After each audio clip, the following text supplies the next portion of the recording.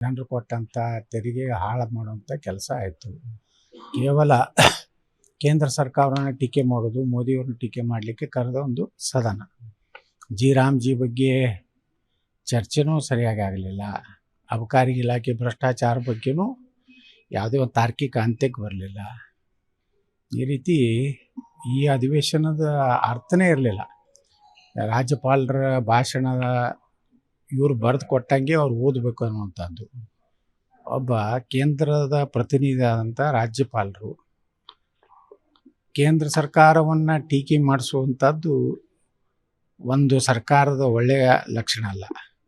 ನಿರಂತರವಾಗಿ ರಾಜ್ಯ ಮತ್ತು ಕೇಂದ್ರದ ಸಂಬಂಧಗಳು ಹಾಳಾಗುವಂತಹ ಕೆಲಸ ಮಾಡಬಾರ್ದು. ಯಾಕಂದರೆ ಸಾಕಷ್ಟು ಅಭಿವೃದ್ಧಿ ಆಗಬೇಕಾಗಿದೆ, ಕರ್ನಾಟಕಕ್ಕೆ ಸಾಕಷ್ಟು ಹಣ ಬರಬೇಕಾಗಿದೆ. ಅದು ವಿಧಾನಸಭೆಯಲ್ಲಿ ಒಂದು ಆರೋಗ್ಯಕರವಾದಂಥ ಚರ್ಚೆ ಆಗಬೇಕಾಗಿತ್ತು.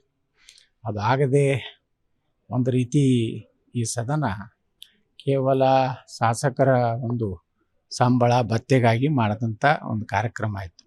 ಅಬಕಾರಿ ಹಗರಣ ಅಂತ ಭಾಳ ದೊಡ್ಡ ಗುಲ್ಲ ಆಯಿತು. ಈಗ ನೋಡಿದ್ರೆ ಬಿಜೆಪಿಯನ್ನು ದೊಡ್ಡ ಆಸಕ್ತಿದಾಯಕವಾದ್ರ ಬಗ್ಗೆ ಎಲ್ಲ ಜಿಲ್ಲಾ ಮಟ್ಟದಲ್ಲೆಲ್ಲ ಮಾಡ್ತಾ ಇದೆ ಬಿಟ್ಟರೆ ನಿಮ್ಗೆ ಅನಿಸ್ತಾ ಇದೆಯಾ ಪ್ರಭಾವಕಾರಿಯಾಗಿ ಅದನ್ನು ನೋಡಿ?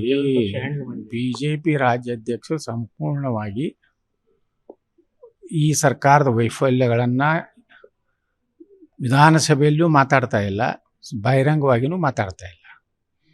ಸದನದಲ್ಲೇ ಕುಂಡ್ರುವುದಿಲ್ಲ, ಸದನದಲ್ಲಿ ಆ ಚರ್ಚೆಯಲ್ಲೇ ಭಾಗವಹಿಸೋದಿಲ್ಲ.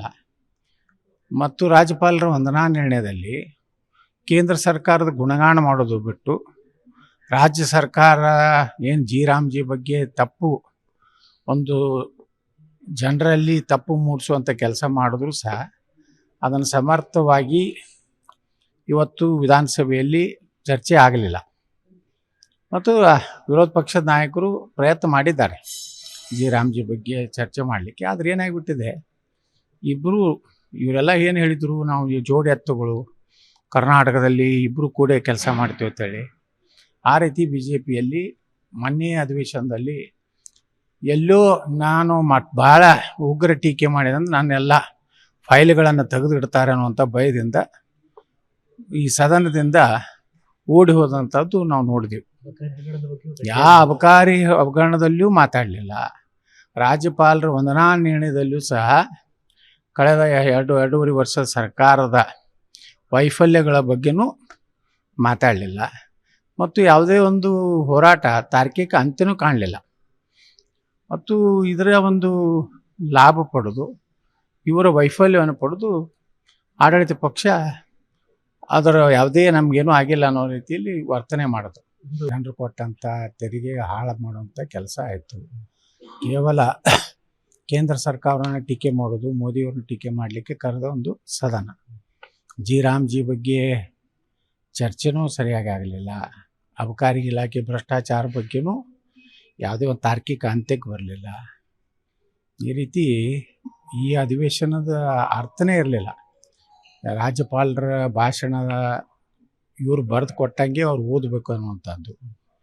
ಒಬ್ಬ ಕೇಂದ್ರದ ಪ್ರತಿನಿಧಿ ಆದಂಥ ರಾಜ್ಯಪಾಲರು ಕೇಂದ್ರ ಸರ್ಕಾರವನ್ನು ಟೀಕೆ ಮಾಡಿಸುವಂಥದ್ದು ಒಂದು ಸರ್ಕಾರದ ಒಳ್ಳೆಯ ಲಕ್ಷಣ ಅಲ್ಲ. ನಿರಂತರವಾಗಿ ರಾಜ್ಯ ಮತ್ತು ಕೇಂದ್ರದ ಸಂಬಂಧಗಳು ಹಾಳಾಗುವಂತಹ ಕೆಲಸ ಮಾಡಬಾರ್ದು. ಯಾಕಂದರೆ ಸಾಕಷ್ಟು ಅಭಿವೃದ್ಧಿ ಆಗಬೇಕಾಗಿದೆ, ಕರ್ನಾಟಕಕ್ಕೆ ಸಾಕಷ್ಟು ಹಣ ಬರಬೇಕಾಗಿದೆ.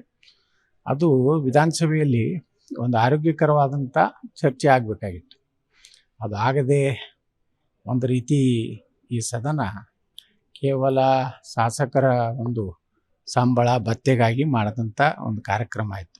ಅಬಕಾರಿ ಹಗರಣ ಅಂತ ಭಾಳ ದೊಡ್ಡ ಗುಲ್ಲ ಆಯಿತು. ಈಗ ನೋಡಿದ್ರೆ ಬಿಜೆಪಿಯನ್ನು ದೊಡ್ಡ ಆಸಕ್ತಿದಾಯಕವಾದ್ರ ಬಗ್ಗೆ ಎಲ್ಲ ಜಿಲ್ಲಾ ಮಟ್ಟದಲ್ಲೆಲ್ಲ ಮಾಡ್ತಾ ಇದೆ ಬಿಟ್ಟರೆ ನಿಮ್ಗೆ ಅನಿಸ್ತಾ ಇದೆಯಾ ಪ್ರಭಾವಕಾರಿಯಾಗಿ ಅದನ್ನು ನೋಡಿ?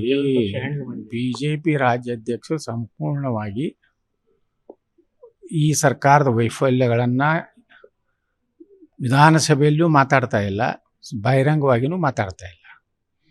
ಸದನದಲ್ಲೇ ಕುಂಡ್ರುವುದಿಲ್ಲ, ಸದನದಲ್ಲಿ ಆ ಚರ್ಚೆಯಲ್ಲೇ ಭಾಗವಹಿಸೋದಿಲ್ಲ.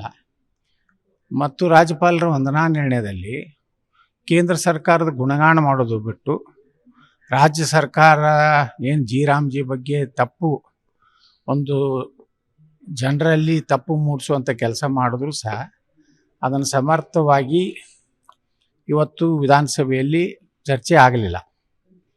ಮತ್ತು ವಿರೋಧ ಪಕ್ಷದ ನಾಯಕರು ಪ್ರಯತ್ನ ಮಾಡಿದ್ದಾರೆ ಜಿ ರಾಮ್ಜಿ ಬಗ್ಗೆ ಚರ್ಚೆ ಮಾಡಲಿಕ್ಕೆ. ಆದರೆ ಏನಾಗಿಬಿಟ್ಟಿದೆ, ಇವರೆಲ್ಲ ಏನು ಹೇಳಿದರು, ನಾವು ಈ ಜೋಡಿ ಎತ್ತುಗಳು ಕರ್ನಾಟಕದಲ್ಲಿ ಇಬ್ಬರು ಕೂಡ ಕೆಲಸ ಮಾಡ್ತೀವಿ ಅಂತೇಳಿ. ಆ ರೀತಿ ಬಿ ಜೆ ಪಿಯಲ್ಲಿ ಮೊನ್ನೆ ಅಧಿವೇಶನದಲ್ಲಿ ಎಲ್ಲೋ ನಾನು ಭಾಳ ಉಗ್ರ ಟೀಕೆ ಮಾಡಿದಂದ್ರೆ ನನ್ನೆಲ್ಲ ಫೈಲ್ಗಳನ್ನು ತೆಗೆದಿಡ್ತಾರೆ ಅನ್ನುವಂಥ ಭಯದಿಂದ ಈ ಸದನದಿಂದ ಓಡಿ ಹೋದಂಥದ್ದು ನಾವು ನೋಡಿದೆವು. ಯಾವ ಅಬಕಾರಿ ಹಗರಣದಲ್ಲಿಯೂ ಮಾತಾಡಲಿಲ್ಲ. ರಾಜ್ಯಪಾಲರ ವಂದನಾ ನಿರ್ಣಯದಲ್ಲಿಯೂ ಸಹ ಕಳೆದ ಎರಡೂವರೆ ವರ್ಷದ ಸರ್ಕಾರದ ವೈಫಲ್ಯಗಳ ಬಗ್ಗೆನೂ ಮಾತಾಡಲಿಲ್ಲ. ಮತ್ತು ಯಾವುದೇ ಒಂದು ಹೋರಾಟ ತಾರ್ಕಿಕ ಅಂತ್ಯನೂ ಕಾಣಲಿಲ್ಲ. ಮತ್ತು ಇದರ ಒಂದು ಲಾಭ ಪಡೆದು ಇವರ ವೈಫಲ್ಯವನ್ನು ಪಡೆದು ಆಡಳಿತ ಪಕ್ಷ ಅದರ ಯಾವುದೇ ನಮಗೇನೂ ಆಗಿಲ್ಲ ಅನ್ನೋ ರೀತಿಯಲ್ಲಿ ವರ್ತನೆ ಮಾಡೋದು. ಜನರು ಕೊಟ್ಟಂಥ ತೆರಿಗೆ ಹಾಳು ಮಾಡುವಂಥ ಕೆಲಸ ಆಯಿತು. ಕೇವಲ ಕೇಂದ್ರ ಸರ್ಕಾರವನ್ನು ಟೀಕೆ ಮಾಡೋದು, ಮೋದಿಯವ್ರನ್ನ ಟೀಕೆ ಮಾಡಲಿಕ್ಕೆ ಕರೆದ ಒಂದು ಸದನ. ಜಿ ರಾಮ್ಜಿ ಬಗ್ಗೆ ಚರ್ಚೆನೂ ಸರಿಯಾಗಿ ಆಗಲಿಲ್ಲ. ಅಬಕಾರಿ ಇಲಾಖೆ ಭ್ರಷ್ಟಾಚಾರ ಬಗ್ಗೆನೂ ಯಾವುದೇ ಒಂದು ತಾರ್ಕಿಕ ಅಂತ್ಯಕ್ಕೆ ಬರಲಿಲ್ಲ. ಈ ರೀತಿ ಈ ಅಧಿವೇಶನದ ಅರ್ಥನೇ ಇರಲಿಲ್ಲ. ರಾಜ್ಯಪಾಲರ ಭಾಷಣದ ಇವರು ಬರೆದು ಕೊಟ್ಟಂಗೆ ಅವ್ರು ಓದಬೇಕು ಅನ್ನುವಂಥದ್ದು. ಒಬ್ಬ ಕೇಂದ್ರದ ಪ್ರತಿನಿಧಿ ಆದಂಥ ರಾಜ್ಯಪಾಲರು ಕೇಂದ್ರ ಸರ್ಕಾರವನ್ನು ಟೀಕೆ ಮಾಡಿಸುವಂಥದ್ದು ಒಂದು ಸರ್ಕಾರದ ಒಳ್ಳೆಯ ಲಕ್ಷಣ ಅಲ್ಲ. ನಿರಂತರವಾಗಿ ರಾಜ್ಯ ಮತ್ತು ಕೇಂದ್ರದ ಸಂಬಂಧಗಳು ಹಾಳಾಗುವಂತಹ ಕೆಲಸ ಮಾಡಬಾರ್ದು. ಯಾಕಂದರೆ ಸಾಕಷ್ಟು ಅಭಿವೃದ್ಧಿ ಆಗಬೇಕಾಗಿದೆ, ಕರ್ನಾಟಕಕ್ಕೆ ಸಾಕಷ್ಟು ಹಣ ಬರಬೇಕಾಗಿದೆ. ಅದು ವಿಧಾನಸಭೆಯಲ್ಲಿ ಒಂದು ಆರೋಗ್ಯಕರವಾದಂಥ ಚರ್ಚೆ ಆಗಬೇಕಾಗಿತ್ತು. ಅದು ಆಗದೆ ಒಂದು ರೀತಿ ಈ ಸದನ ಕೇವಲ ಶಾಸಕರ ಒಂದು ಸಂಬಳ ಭತ್ಯೆಗಾಗಿ ಮಾಡಿದಂಥ ಒಂದು ಕಾರ್ಯಕ್ರಮ ಆಯಿತು. ಅಬಕಾರಿ ಹಗರಣ ಅಂತ ಭಾಳ ದೊಡ್ಡ ಗುಲ್ಲ ಆಯಿತು. ಈಗ ನೋಡಿದ್ರೆ ಬಿಜೆಪಿಯನ್ನು ದೊಡ್ಡ ಆಸಕ್ತಿದಾಯಕವಾದ್ರ ಬಗ್ಗೆ ಏನೋ ಜಿಲ್ಲಾ ಮಟ್ಟದಲ್ಲೆಲ್ಲ ಮಾಡ್ತಾ ಇದೆ ಬಿಟ್ಟರೆ ನಿಮ್ಗೆ ಅನಿಸ್ತಾ ಇದೆಯಾ ಪ್ರಭಾವಕಾರಿಯಾಗಿ ಅದನ್ನು ನೋಡಿ? BJP ರಾಜ್ಯಾಧ್ಯಕ್ಷರು ಸಂಪೂರ್ಣವಾಗಿ ಈ ಸರ್ಕಾರದ ವೈಫಲ್ಯಗಳನ್ನು ವಿಧಾನಸಭೆಯಲ್ಲೂ ಮಾತಾಡ್ತಾ ಇಲ್ಲ, ಬಹಿರಂಗವಾಗಿಯೂ ಮಾತಾಡ್ತಾ ಇಲ್ಲ. ಸದನದಲ್ಲೇ ಕುಂಡ್ರುವುದಿಲ್ಲ, ಸದನದಲ್ಲಿ ಆ ಚರ್ಚೆಯಲ್ಲೇ ಭಾಗವಹಿಸೋದಿಲ್ಲ.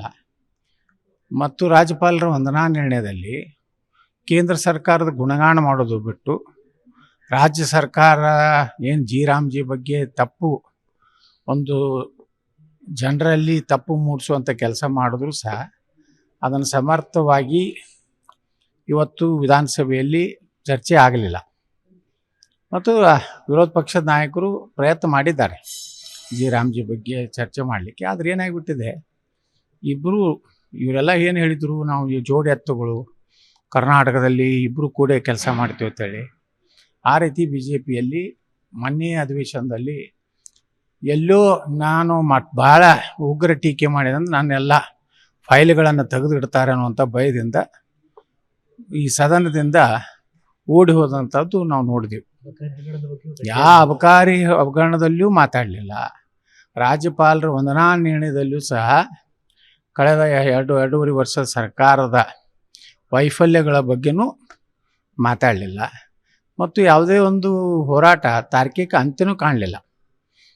ಮತ್ತು ಇದರ ಒಂದು ಲಾಭ ಪಡೆದು ಇವರ ವೈಫಲ್ಯವನ್ನು ಪಡೆದು ಆಡಳಿತ ಪಕ್ಷ ಅದರ ಯಾವುದೇ ನಮಗೇನೂ ಆಗಿಲ್ಲ ಅನ್ನೋ ರೀತಿಯಲ್ಲಿ ವರ್ತನೆ ಮಾಡೋದು.